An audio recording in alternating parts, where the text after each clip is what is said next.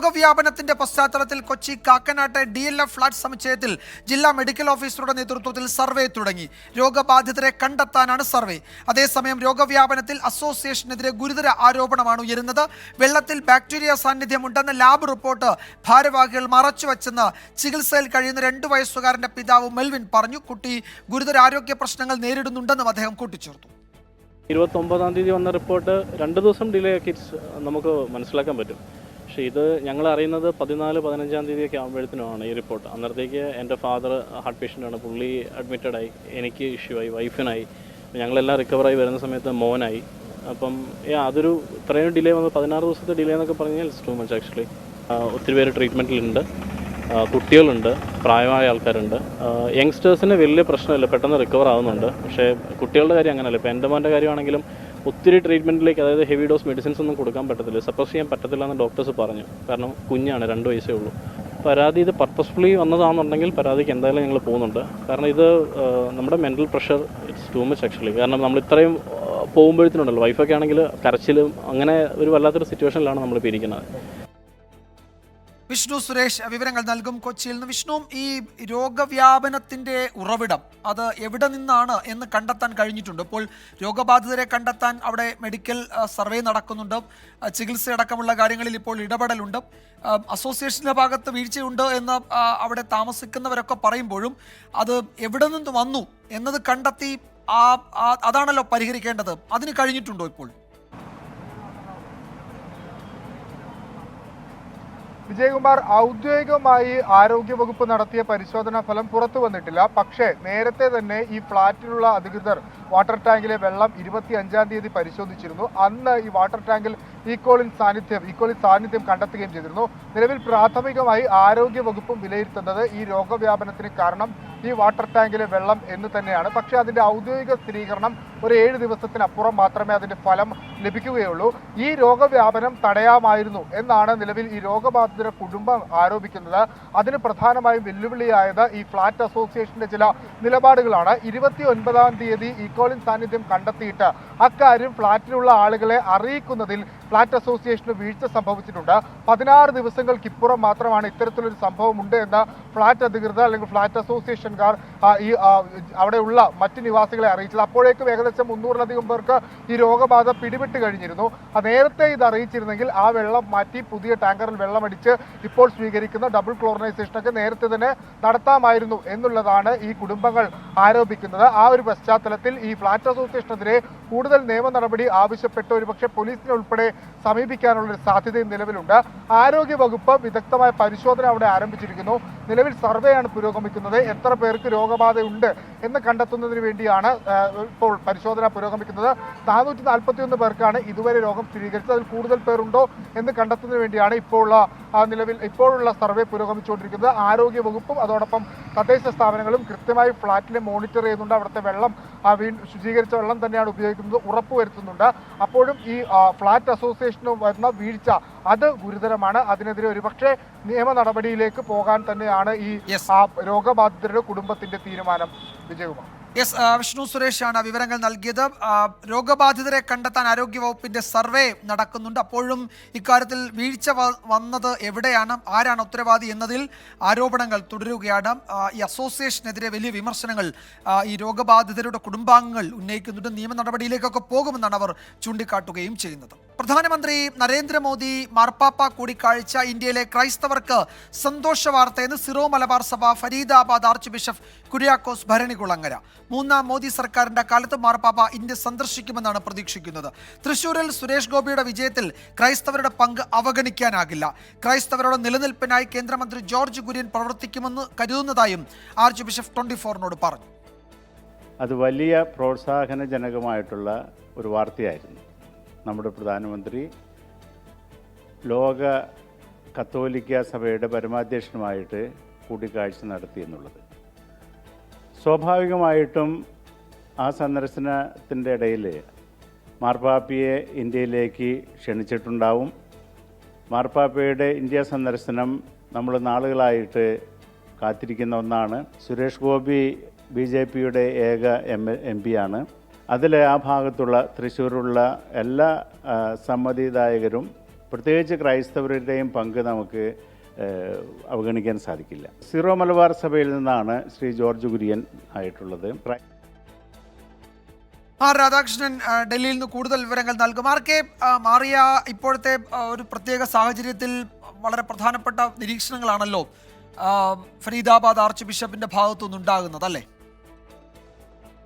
തീർച്ചയായിട്ടുമാണ് വിജയൻ. ഇതിൽ പ്രധാനപ്പെട്ട കാര്യമായിട്ടുള്ളത് സീറോ മലബാർ സഭയുടെ പ്രതിനിധിയായിട്ടാണ് ജോർജ് കുര്യനെ ഈ സഭയുടെ മന്ത്രിസഭയുടെ ഭാഗമായിട്ട് ഉൾപ്പെടുത്തപ്പെട്ടിട്ടുള്ളത്. അങ്ങനെയുള്ളൊരു സാഹചര്യത്തിൽ ഈ ബിഷപ്പ് ഭരണികുളങ്ങരയുടെ പ്രതികരണത്തിന് വലിയ പ്രാധാന്യമുണ്ട്. ഈ പ്രധാനമന്ത്രി നരേന്ദ്രമോദി ഡിസംബർ 25-ന് ക്രിസ്മസ് ദിനത്തിൽ വിരുന്നിന് വിളിച്ച കൂട്ടത്തിലും ബിഷപ്പ് ഭരണികുളങ്ങര ഉണ്ടായിരുന്നു. ആ ഘട്ടം മുതൽ തന്നെ ഈ ക്രൈസ്തവ നേതൃത്വവുമായിട്ട് BJP നേതൃത്വം നടത്തുന്ന ആശയവിനിമയങ്ങൾ ബിഷപ്പ് ഭരണികുളങ്ങര ഭാഗവുമായിരുന്നു. ഈ ഒരു സാഹചര്യത്തിലാണ് മാർപ്പാപ്പയുമായിട്ട് പ്രധാനമന്ത്രി നരേന്ദ്രമോദി നടത്തിയ കൂടിക്കാഴ്ചയെ അതിനെ സ്വാഗതം ചെയ്തുകൊണ്ട് ക്രൈസ്തവർക്ക് അക്കാര്യത്തിൽ വലിയ സന്തോഷമാണ് ഉള്ളത് എന്ന് വ്യക്തമാക്കിക്കൊണ്ട് അദ്ദേഹം രംഗത്ത് എത്തിയിരിക്കുന്നത്. ഒപ്പം അദ്ദേഹം പറയുന്നത് തൃശ്ശൂരിലെ വിജയം സംബന്ധിച്ചാണ്. അതിൽ സുരേഷ് ഗോപിയുടെ വിജയത്തിൻ്റെ കാര്യത്തിൽ ക്രൈസ്തവർക്ക് അവരുടേതായിട്ടുള്ള പങ്ക് ഉണ്ട് എന്ന കാര്യം അദ്ദേഹം സ്ഥിരീകരിക്കുകയും ചെയ്യുന്നുണ്ട്.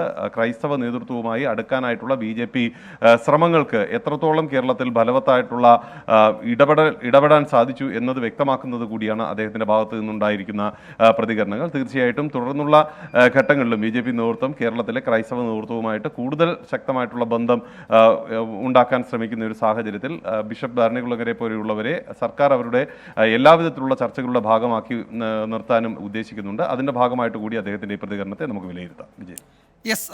രാധാകൃഷ്ണനാണ് ഡൽഹിയിൽ നിന്ന് വിവരങ്ങൾ നൽകിയത്. കണ്ണൂർ കൂടക്കുളത്ത് സ്റ്റീൽ ബോംബ് പൊട്ടിത്തെറിച്ച് വയോധികൻ മരിച്ചതിനെ ചൊല്ലി നിയമസഭയിൽ വാക്പോര്. അടിയന്തര പ്രമേയത്തിന് അനുമതി നിഷേധിച്ചതിൽ പ്രതിഷേധിച്ച് പ്രതിപക്ഷം ഇറങ്ങിപ്പോയി. പാർട്ടി ഗ്രാമങ്ങളിൽ ബോംബ് നിർമ്മാണം കുടിൽ വ്യവസായം പോലെയാണെന്ന് പ്രതിപക്ഷ നേതാവ് VD സതീശൻ വിമർശിച്ചു. പ്രത്യേക സാഹചര്യത്തിൽ കാണുന്ന സ്റ്റീൽ പാത്രങ്ങൾ തുറക്കരുതെന്ന് സർക്കാർ നിർദ്ദേശം നൽകണമെന്ന് അദ്ദേഹം പരിഹസിച്ചു. ഈ ക്രിമിനൽ സംഘങ്ങൾക്ക് ഒത്താശ ചെയ്തു കൊടുക്കുകയാണ് സർക്കാർ.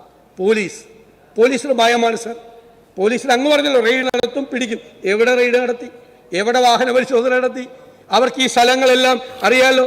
ഇപ്പോൾ പറമ്പിൽ ഈ സാധനം ഉണ്ടായി ഇല്ലെന്ന് ആരറിയാം? സാറേ, എഴുതി വെക്കാൻ പറഞ്ഞൊരു ബോർഡ്, ചില വീടിന്റെ മുമ്പിൽ പട്ടിയുണ്ട് സൂക്ഷിക്കുക എന്ന് എഴുതി വെച്ചേക്കുന്നത് പോലെ ഈ പറമ്പിൽ സ്റ്റീൽ ബോംബുണ്ട് സൂക്ഷിക്കുക എന്ന് എഴുതി വെക്കി. നിങ്ങൾ കൊണ്ടുപോയി വയ്ക്കുന്നവരെ എഴുതി വെക്കാൻ പറ, ഇല്ലെങ്കിൽ പാവങ്ങൾ മരിക്കും. കണ്ണൂരിലേത് ഒറ്റപ്പെട്ട സംഭവമല്ലെന്ന് അടിയന്തര പ്രമേയ നോട്ടീസ് നൽകിയ സണ്ണി ജോസഫ് MLA കുറ്റപ്പെടുത്തി. കൊല്ലപ്പെട്ട വേലായുധന്റെ കുടുംബത്തിന് നഷ്ടപരിഹാരം നൽകണമെന്നും അദ്ദേഹം ആവശ്യപ്പെട്ടു. ബോംബ് നിർമ്മാണം തടയാനും കുറ്റക്കാർക്കെതിരെ കർശന നടപടിയെടുക്കാനും പോലീസിന് നിർദ്ദേശം നൽകിയെന്ന് മുഖ്യമന്ത്രി പിണറായി വിജയൻ മറുപടി നൽകി. ബോംബ് നിർമ്മാണത്തിന്റെ ചരിത്രം പറയിപ്പിക്കരുതെന്ന് പ്രതിപക്ഷത്തോട് മുഖ്യമന്ത്രി പറഞ്ഞു. സംസ്ഥാനത്തെ സമാധാന അന്തരീക്ഷം തകർക്കാൻ ലക്ഷ്യമിട്ടുള്ള ഏതൊരു പ്രവൃത്തിയെയും തടയുന്നതിന് ശക്തമായ നടപടിയാണ് സർക്കാർ സ്വീകരിച്ചിട്ടുള്ളത്. വെടിമരുന്നുകളും സ്ഫോടക സാമഗ്രികളും ദുരുപയോഗം ചെയ്ത് ബോംബ് നിർമ്മാണവും മറ്റും നടത്തുന്നവർക്കെതിരായി മുഖം നോക്കാതെ നടപടിയെടുക്കാനും സംഭവങ്ങൾ അമർച്ച ചെയ്യുവാൻ ശക്തമായ നടപടികൾ സ്വീകരിക്കാനും സംസ്ഥാന പോലീസ് മേധാവിക്ക് നിർദ്ദേശം നൽകിയിട്ടുണ്ട്. കണ്ണൂർ ജില്ലയിലെ ചില മേഖലകളിൽ ഇത്തരം സംഭവങ്ങൾ ആവർത്തിക്കുന്ന പശ്ചാത്തലത്തിൽ പോലീസ് കൂടുതൽ ഊർജിതമായ പരിശോധനകൾ നടത്തുന്നതാണ്. ആ സാഹചര്യത്തിൽ സഭ നിർത്തിവെച്ച് ചർച്ച ചെയ്യേണ്ട പ്രശ്നം വരുന്നില്ല. അലക്സ് റാം മുഹമ്മദ് വിവരങ്ങൾ നൽകും തിരുവനന്തപുരത്ത് നിന്ന്. അലക്സ്, കണ്ണൂരിലെ വിഷയങ്ങൾ, പ്രത്യേകിച്ച് ഈ അക്രമ രാഷ്ട്രീയം, ബോംബ് നിർമ്മാണം അടക്കം സഭയിൽ എന്ന് ചർച്ചയ്ക്കെടുത്താലും തീവാറുന്ന ചർച്ചയാണ് നടക്കാറുള്ളത്. ഇന്നും അത് തന്നെ സംഭവിച്ചല്ലോ, അല്ലേ? വിജയകുമാർ, തീർച്ചയായും ഈ വിഷയവും ഇന്ന് സഭയിൽ തീവാറുന്ന ചർച്ചയ്ക്കും വാക്പോരിനും കാരണമായി, സഭയിൽ ബഹളത്തിനത് കാരണമായി. ഇന്നലെയാണ് കണ്ണൂർ തലശ്ശേരി എരിഞ്ഞോളിയിൽ വയോധികൻ ഈ ബോംബ് പൊട്ടി മരിക്കുന്ന സംഭവം ഉണ്ടാകുന്നത്. ആ വിഷയം ഇന്ന് തന്നെ പേരാവൂർ MLA സണ്ണി ജോസഫ് സഭയിൽ അടിയന്തര പ്രമേയമായി ഉന്നയിക്കുകയായിരുന്നു. ആ വിഷയം സഭ നിർത്തിവെച്ച് ചർച്ച ചെയ്യണമെന്നായിരുന്നു അദ്ദേഹം ആവശ്യപ്പെട്ടത്. തലശ്ശേരിയിൽ ഇത് ഒറ്റപ്പെട്ട സംഭവമല്ല എന്നും തെളിവ് നശിപ്പിച്ചതിന് ശേഷമാണ് പോലീസ് സ്ഥലത്തെത്തിയതെന്നും അദ്ദേഹം ആരോപിച്ചു. മുഖ്യമന്ത്രി തന്നെ കണ്ണൂരിൽ ഇത് ആവർത്തിക്കുന്നുവെന്ന് പറയുന്നുണ്ടെന്ന് അദ്ദേഹം വിമർശിച്ചു. ഇതിന് മറുപടി നൽകിയ മുഖ്യമന്ത്രി പറഞ്ഞത് മാത്രമല്ല, ഇതുമായി ബന്ധപ്പെട്ട് കണ്ണൂരിലെ ബോംബ് രാഷ്ട്രീയത്തിന്റെ ചരിത്രം പോലും സണ്ണി ജോസഫ് ഒരു ഘട്ടത്തിൽ ആവർത്തിച്ചെടുത്ത് പറയുന്നുണ്ടായി. മുഖ്യമന്ത്രി അതിന് മറുപടി നൽകി. ചരിത്രം ചരിത്രം പറയാനാണെങ്കിൽ അത് കോൺഗ്രസിന്റെ പാർട്ടി ഓഫീസിൽ നിന്ന് പറയണം. ആദ്യത്തെ ബോംബ് ആക്രമണം എന്തായിരുന്നു എന്ന് തുടങ്ങണമെന്നാണ് മുഖ്യമന്ത്രി സഭയിൽ പറഞ്ഞത്. അതുമുതൽ DCC ഓഫീസിൽ വിവിധ തരം ബോംബ് പ്രദർശിപ്പിച്ചതടക്കമുള്ള കാര്യങ്ങൾ എവിടെ നിന്ന് ആരാണ് ചെയ്തതെന്നൊക്കെ ഓർക്കേണ്ടി വരുമെന്ന് മുഖ്യമന്ത്രി തിരിച്ചടിച്ചു. മുഖ്യമന്ത്രി പറഞ്ഞത് ഇതുമായി ബന്ധപ്പെട്ട് കൃത്യമായ പരിശോധന നടക്കും, കുറ്റക്കാർക്കെതിരെ മുഖം നോക്കാതെ നടപടി ഉണ്ടാകുമെന്ന് മുഖ്യമന്ത്രി പറഞ്ഞു. ഈ ചരിത്രം പറഞ്ഞ മുഖ്യമന്ത്രിയെ വിമർശിക്കുന്ന രീതിയായിരുന്നു പ്രതിപക്ഷ നേതാവ് VD സതീശൻ പിന്തുടർന്നത്. അദ്ദേഹം ചോദിച്ചത് ഏത് യുഗത്തിലാണ് CPM-കാർ ജീവിക്കുന്നത്, സർക്കാർ അല്ലെങ്കിൽ പ്രതിനിധികൾ ജീവിക്കുന്നതെന്നാണ് അദ്ദേഹം ചോദിച്ചത്. ഈ അദ്ദേഹത്തിന്റെ പ്രധാനപ്പെട്ട വിമർശനം അദ്ദേഹം പറയുന്നത് ഈ സംഭവം ഉണ്ടായപ്പോൾ നാട്ടുകാർ ഓടിക്കൂടിയ വിഷയമൊക്കെ ഇതിനകത്ത് വന്നു. അദ്ദേഹം പറയുന്നത് നിങ്ങൾ ഏത് യുഗത്തിലാണ് ജീവിക്കുന്നത്, കുടിൽ വ്യവസായം പോലെ കണ്ണൂരിൽ എല്ലായിടത്തും ഈ ബോംബ് നിർമ്മാണമുണ്ട്, പാർട്ടി ഗ്രാമങ്ങളിൽ രണ്ട് വിഭാഗങ്ങൾ തമ്മിൽ ഏറ്റുമുട്ടാൻ പോലും ബോംബ് ഉപയോഗിക്കുന്നു എന്ന വിമർശനവും അദ്ദേഹം നടത്തി. അത് മാത്രമല്ല, അദ്ദേഹത്തിന്റെ പക്കൽ ഈ ബോംബ് പൊട്ടി മരിച്ചവരുടെയും അതിൽ പരിക്കേറ്റവരുടെയും ഒക്കെ പട്ടികയുണ്ട് എന്ന വിമർശനവും അദ്ദേഹം നടത്തി. തീവാറുന്ന വാക്പോര് അങ്ങോട്ടും ഇങ്ങോട്ടും ഉണ്ടായി. ഈ പ്രതിപക്ഷത്തിന്റെ നിരയിൽ നിന്ന് ബഹളം ഉയർന്നപ്പോൾ അദ്ദേഹം സച്ചിൻ ദേവ് MLA ലാക്കാക്കി ഒരു വിമർശനവും നടത്തി. അദ്ദേഹം പറഞ്ഞത് ട്രാൻസ്പോർട്ട് ഡ്രൈവറെ തടഞ്ഞു വെച്ച കാര്യമല്ല താൻ പറയുന്നതെന്ന വിമർശനം പോലും അദ്ദേഹം ഒരു ഘട്ടത്തിൽ ഉന്നയിക്കുകയുണ്ടായി. അത്തരത്തിൽ തീവാറുന്ന വാക്പോരുണ്ടായി. എന്താണെങ്കിലും ഈ അടിയന്തര പ്രമേയത്തിന് അവതരണ അനുമതി നിഷേധിച്ചതോടെ പ്രതിപക്ഷം സഭ വിട്ടിറങ്ങുന്ന സാഹചര്യമാണ് ഉണ്ടായത്. അലക്സ് റാം മുഹമ്മദാണ് വിവരങ്ങൾ നൽകിയത്. തിരുവനന്തപുരം കുളത്തൂർ മാർക്കറ്റിൽ നാടൻ ബോംബുകൾ കണ്ടെത്തി. പ്ലാസ്റ്റിക് കവറിൽ സൂക്ഷിച്ച 5 നാടൻ ബോംബുകളാണ് കണ്ടെത്തിയത്. ഷഫീദ് റാവുത്തർ വിവരങ്ങൾ നൽകും തിരുവനന്തപുരത്ത് നിന്ന്. ഷഫീദ്, ഇക്കാര്യത്തിൽ എന്തെങ്കിലും സൂചനകൾ കിട്ടിയിട്ടുണ്ടോ? CCTV ദൃശ്യങ്ങളൊക്കെ പരിശോധിച്ചത് ആരാണ് കൊണ്ടുവന്നത് എന്ന് പോലീസ് അന്വേഷിക്കുന്നുണ്ട് എന്നാണ് ഷഫീദ് നേരത്തെ റിപ്പോർട്ട് ചെയ്തത്. എന്തെങ്കിലും സൂചനകളുണ്ടോ ഇപ്പോൾ? വിജയകുമാർ, ഇതുവരെയും ഇക്കാര്യത്തിൽ കാര്യമായ സൂചനകൾ പോലീസിനെ സംബന്ധിച്ചിട്ട് ലഭിച്ചിട്ടില്ല. അതേസമയം ഈ കുളത്തൂർ എന്ന് പറയപ്പെടുന്ന പ്രദേശം മുൻപ് വലിയ തരത്തിലുള്ള രാഷ്ട്രീയ സംഘർഷങ്ങൾക്കടക്കം വേദിയായ ഒരു സ്ഥലമാണ്. മാത്രവുമല്ല, ഈ കഴക്കൂട്ടം, വെട്രോഡ് അടക്കമുള്ള മേഖലകൾ കേന്ദ്രീകരിച്ചുകൊണ്ട് വലിയ തരത്തിലുള്ള ഗുണ്ടാ പ്രവർത്തനങ്ങൾ കഴിഞ്ഞ കുറച്ച് മാസങ്ങളായി റിപ്പോർട്ട് ചെയ്യപ്പെട്ടിട്ടുമുണ്ട്. ഈ സാഹചര്യത്തിലാണ് ഈ നാടൻ ബോംബ് കണ്ടെത്തിയ സാഹചര്യത്തെ പോലീസ് ഗൗരവമായി കാണുന്നത്. ഇന്ന് രാവിലെയാണ് കുളത്തൂർ മാർക്കറ്റിനുള്ളിൽ നിന്ന് 5 നാടൻ ബോംബുകൾ കണ്ടെത്തിയത്. പ്ലാസ്റ്റിക് കവറിൽ സൂക്ഷിച്ച നിലയിലായിരുന്നു. കച്ചവടക്കാരാണ് ഇത് കണ്ടത്. ശേഷം കഴക്കൂട്ടം പോലീസിൽ വിവരമറിയിച്ചു. കഴക്കൂട്ടം പോലീസും ബോംബ് ഡിറ്റൻഷൻ സെല്ലുമോടെ ചേർന്നുകൊണ്ട് ഇപ്പോൾ ആ ബോംബുകൾ കഴക്കൂട്ടം പോലീസിലേക്ക് നിർവീര്യമാക്കാനായി മാറ്റിയിട്ടുണ്ട്. CCTV കേന്ദ്രീകരിച്ചുള്ള പരിശോധനയാണ് പോലീസ് ഇപ്പോൾ നടത്തുന്നത്. ചില ഗുണ്ടാബന്ധങ്ങൾ അടക്കമുള്ള കാര്യങ്ങൾ ഈ പ്രദേശത്തുണ്ട് എന്നുള്ള സംശയത്തിന്റെ അടിസ്ഥാനത്തിൽ അവ കേന്ദ്രീകരിച്ചുകൂടി പോലീസ് അന്വേഷണം ഊർജിതമാക്കിയിട്ടുണ്ട്. വിജയകുമാർ, ഷഫീദ്, ഇതിപ്പോ കണ്ണൂരിലെ ബോംബ് രാഷ്ട്രീയമായിരുന്നു ഇന്ന് നിയമസഭയിൽ ചർച്ച. ആ ചർച്ച നടക്കുന്നതിനിടെയാണ് അതാ തിരുവനന്തപുരത്ത് ഇത്തരം നാടൻ ബോംബുകൾ കണ്ടെത്തുന്നു. ഈ ക്രിമിനൽ സംഘങ്ങളെ ആയിരിക്കുമല്ലോ സ്വാഭാവികമായും ഈ തിരുവനന്തപുരത്തെ സംഭവത്തിൽ പ്രതിക്കൂട്ടിൽ നിർത്താൻ കഴിയുക ഇപ്പോഴല്ലേ? വിജയകുമാർ, ഉറപ്പായിട്ടും. കാരണം ഒരു മാസം മുൻപാണ് തിരുവനന്തപുരം മണ്ണന്തലയിൽ സമാനമായ രീതിയിൽ നാടൻ ബോംബ് നിർമ്മാണത്തിനിടെ അത് പൊട്ടിത്തെറിച്ച യുവാക്കൾക്ക് പരിക്കേൽക്കുകയും പിന്നീട് അത് പോലീസിനെ ആക്രമിക്കാനുള്ള ഗുണ്ടാ സംഘത്തിന്റെ നീക്കമായിരുന്നു, അല്ലെങ്കിൽ ക്രിമിനൽ സംഘത്തിന്റെ നീക്കമായിരുന്നു എന്നുള്ള വാർത്തകളടക്കം പുറത്തുവരികയും ചെയ്തത്.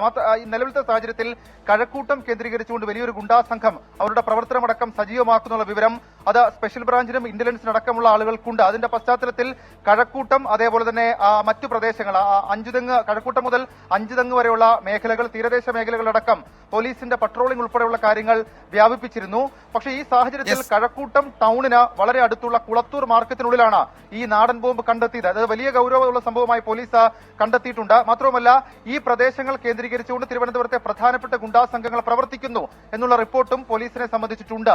ഈ സാഹചര്യങ്ങൾ കൂടി മനസ്സിലാക്കിക്കൊണ്ടാണ് പോലീസ് ഇപ്പോൾ വളരെ ഗൗരവമുള്ള പരിശോധന, CCTV ദൃശ്യങ്ങൾ ശേഖരിച്ച് പരിശോധിക്കുന്നതിനൊപ്പം തന്നെ സമീപ പ്രദേശങ്ങളിൽ സജീവമായിട്ടുള്ള ഗുണ്ടാ സംഘങ്ങളെ കേന്ദ്രീകരിച്ചുകൂടി പോലീസിന്റെ അന്വേഷണം തുടരുകയാണ്. വിജയകുമാർ, ഈ ദൃശ്യങ്ങൾ തിരുവനന്തപുരം കുളത്തൂർ മാർക്കറ്റിൽ നിന്നാണ്. അവിടെ നാടൻ ബോംബുകളാണ് കണ്ടെത്തിയത്. പ്ലാസ്റ്റിക് കവറിൽ സൂക്ഷിച്ച 5 നാടൻ ബോംബുകൾ അവിടെ കണ്ടെത്തിയിട്ടുണ്ട്. ഇത് ആരവിടെ കൊണ്ടുവച്ചു എന്ന് പോലീസ് അന്വേഷിക്കുകയാണ്. ക്രിമിനൽ സംഘങ്ങളെ കേന്ദ്രീകരിച്ചാണ് പോലീസിന്റെയും അന്വേഷണം നടക്കുന്നത്. ഷഫീദ് റാവുത്തറാണ് വിവരങ്ങൾ നൽകിയത് തിരുവനന്തപുരത്ത് നിന്ന്. ഈ റിപ്പോർട്ടോടെ വാർത്താമഴ അവസാനിക്കുന്നു.